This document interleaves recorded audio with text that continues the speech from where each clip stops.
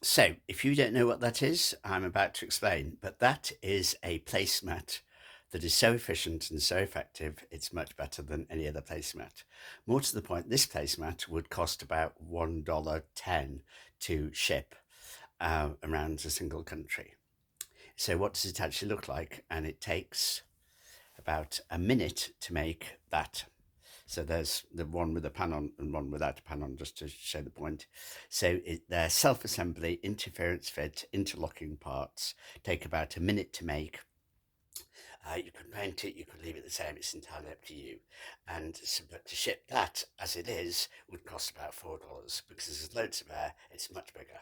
So self-assembly products that are cheap to make, very cheap to make, and very much cheaper to ship is the way forward if you want to have really effective products moving forward.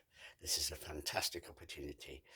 Self-assembly is the way forward to avoid huge shipping costs, which is a significant part of the commercial proposition in relatively low cost items today.